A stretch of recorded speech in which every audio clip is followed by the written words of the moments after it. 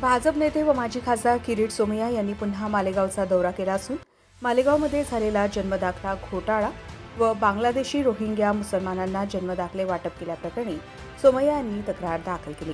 त्याचा जबाब नोंदवण्यासाठी ते छावणी पोलीस स्थानकात आले होते। सोमय्या यांनी अप्पर पोलीस अधीक्षकांची भेट घेतली। या प्रकरणी छावणी पोलिसात तिघांविरुद्ध गुन्हा दाखल करून अटकही करण्यात आली।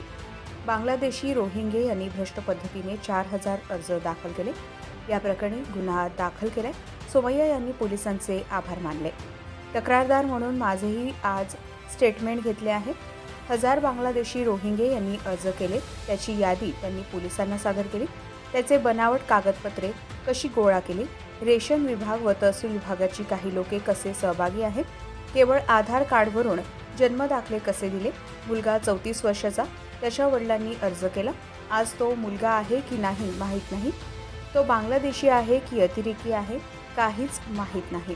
देशाच्या सुरक्षेसाठी आणि देशाच्या सुरक्षेचा खेळ केला गेला आहे। तक्रारदार म्हणून 1000 बांगलादेशींची नावे दिली आहेत।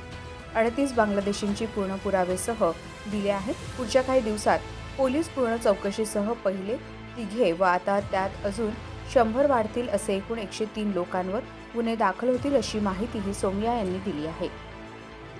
सगळ्यांनी जाब द्यावा लागणार, कारण की 2024 मध्ये जानेवारी, फेब्रुवारी, मार्च, एप्रिल, मे, जून या पहिल्या 6 महिन्यात महापालिकेत न्यायालय किंवा कार्यकारी दंडाधिकारी तहसीलदार यांच्या कार्यालयातून आदेश किती आले? 6 महिन्याचे मिळून होणे एवढे 30-40 मिळून 250। आणि जुलै ते डिसेंबर 2024 किती आदेश आले? 28। तर महापालिका आयुक्तांचं तर कर्तव्य होतं की एवढी वाढ झाली, त्यांनी तो प्रश्न जिल्हाधिकारी आणि मंत्रालयात विचारायला हवा होता। मी उद्या रात्री अकोल्याला जाणार आहे, अमरावतीला जाणार आहे। पुढच्या 2-4 दिवसात अकोला आणि अमरावतीत पण असाच पद्धतीचा FIR गुन्हा दाखल होणार।